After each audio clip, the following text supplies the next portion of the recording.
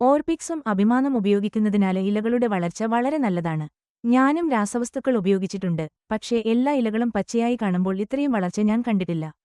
ഈ ഇനം ചെടി 34-ാം രാസഘട്ടത്തിലാണ് വളർത്തിയത്.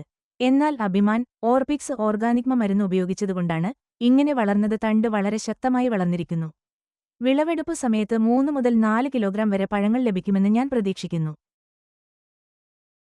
എന്റെ പേര് മണിമേഖലൈ. ഞാൻ നാമക്കൽ ജില്ലയിലാണ് താമസിക്കുന്നത്. ഞാൻ തണ്ണിമത്തൻ നട്ടുപിടിപ്പിച്ചിട്ടുണ്ട്. ഇത് 55 ദിവസം നീണ്ടുനിൽക്കുന്ന ഒരു ചെറിയ വള്ളികളാണ്. കീടബാധ തടയുന്നതിനായി ഇത്തരം കവറുകൾ സ്ഥാപിക്കുകയാണ് പതിവ്.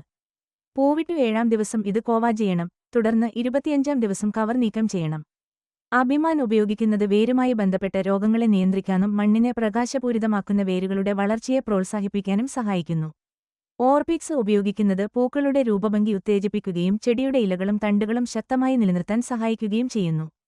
FL77 ഉപയോഗിക്കുന്നത് തേനീച്ചകളുടെ സാന്നിധ്യം വർദ്ധിപ്പിക്കുകയും കൂടുതൽ പൂക്കൾ ഉത്പാദിപ്പിക്കുകയും കായയുടെ നിറവും വലുപ്പവും മെച്ചപ്പെടുത്താൻ സഹായിക്കുകയും ചെയ്യുന്നു. നട്ട് 34 ദിവസമായി.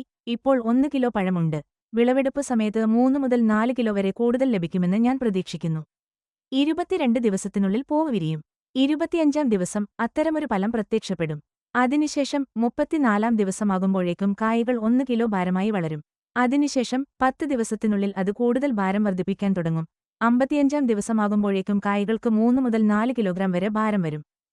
ഓർപിക്സും അഭിമാനം ഉപയോഗിക്കുന്നതിനാല് ഇലകളുടെ വളർച്ച വളരെ നല്ലതാണ്.